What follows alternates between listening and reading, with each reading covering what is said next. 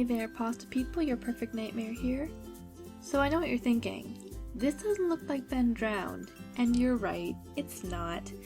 Actually, I'm planning to do Ben Drowned's final post hopefully by next week for two reasons. One, it's an extremely long post. Like, I transferred it to a Word document. It's 12 pages, so I will need some time to complete that. I'm hoping to have it out by next week.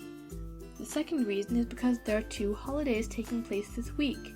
As you may or may not know, I'm Canadian, and today is Canada Day! Yay! So, I decided to do a special holiday pasta for Canada Day, and I'm also going to have one for the 4th of July, because even though I'm not American, I know that most of my viewers and a lot of my subscribers are. I've looked in the analytics section of YouTube and it tells me these things, so I figured I'd do a pasta for our lovely neighbors in the south as well, and Friday will be a normal upload as I always do. So, look forward to Ben Drowned next week. I will try and have it out for you guys. I really hope you're enjoying the series, but for this week, you will get 3 pastas. I hope you enjoy them. I'll see you on Friday, and until then, I'll see you in your nightmares.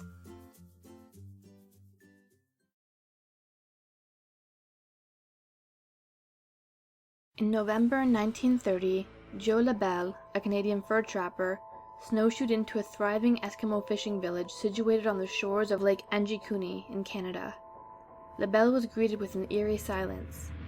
He thought this was very strange, because the fishing village was a noisy settlement with 2,000 Eskimos milling back and forth to their kayaks.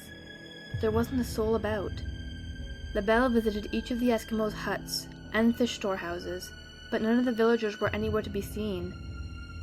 LaBelle saw a flickering fire in the distance and approached it gingerly, sensing something evil was afoot on this moonlit night. Upon the fire was a smoldering pot of blackened stew. To make matters more mysterious, LaBelle saw that not a single human track had left the settlement. LaBelle knew that something bizarre had happened to the 2,000 people, and so he ran non-stop to the nearest telegraph office and sent a message about his findings to the Royal Canadian Mounted Police. The Mounties turned up hours later, and they too were baffled by the mass vanishing act. An enormous search party was sent out to look for the missing villagers, but they were never found, and the search party unearthed some strange findings. All the sleigh dogs that had belonged to the Eskimos were found buried 12 feet under a snowdrift at the perimeter of the camp. All of them had starved to death. The search party also established that all the Eskimos' provisions and food had been left in their huts, which didn't make any sense at all. Then came the most chilling surprise of all. The search party discovered that all of the Eskimos' ancestral graves were empty. Whoever, or whatever, had taken all the living villagers had also dug up the dead as well, even though the icy ground around the graves was hard as iron. Later on that unearthly silent night, the Mounties watched in awe as a strange blue glow lit up the horizon. The eerie radiance was not the northern lights, but it seemed steady and artificial.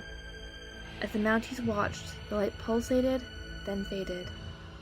All the newspapers of the world reported the baffling disappearance of the 2,000 Eskimos, although many believed that a rational explanation would eventually come to light. But the Anjikuni mass disappearance is still unsolved.